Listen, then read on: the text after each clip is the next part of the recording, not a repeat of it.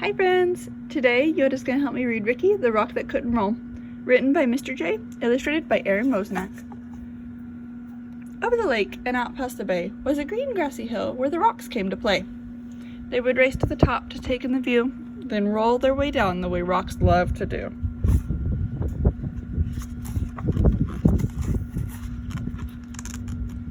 There was Kip, Pip, Chester, and Marvin the Boulder. Ignatius played too, though he was much older. And a group called the Bebbles never ever sat still, zigzagging their way up and over the hill.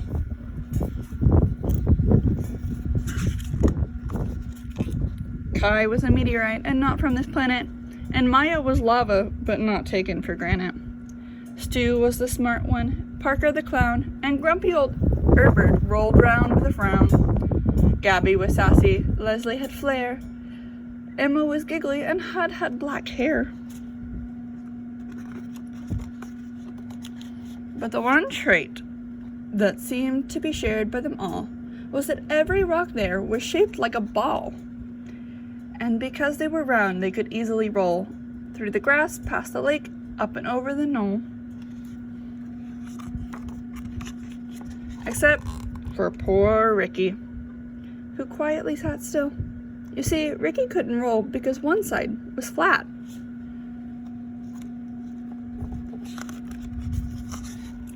His friends didn't get it. "Come roll," they would chant. So Ricky tried, but replied, "I'm sorry, I can't." But the rocks were determined. They were sure they could solve Ricky's flat-sided problem and help him resolve. So Marvin the Boulder, with his impressive physique, carried Ricky all the way to the hill's grassy peak. Then he pushed him downhill, yelling, "Keep rolling, kid!" But Rick didn't roll.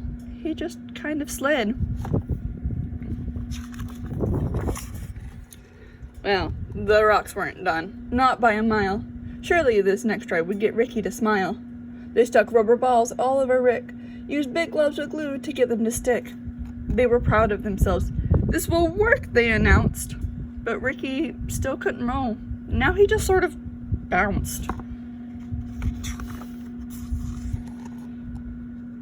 Well, they pulled and they pulled, trying every which way to get Rick to roll, but by the end of the day, nothing had worked, just like Rick had expected, and he ended up feeling depressed and dejected.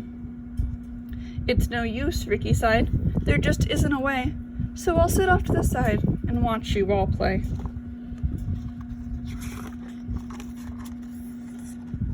But his friends wouldn't quit. "We're here for you, brother, and we'll get you to roll one way or another." So they pondered and thought, each straining his brain, till they looked up and saw that it was starting to rain. And that's when it hit the smart stone named Stu. "Eureka!" he shouted. "I know just what to do." He explained to them how they would get Rick to tumble. "My plan is pure genius." Stu wasn't too humble. So they carried our hero down the road about a mile, to the lake where they gathered up mud they could pile. On the flat side of Rick, creating a mound, they shaped, smoothed, and sculpted until it was round. After the rain, when the sun was in the sky, they left him round to bake, till the mud was all dry. They gathered up vines and one colorful feather that they wrapped around Rick to keep it together.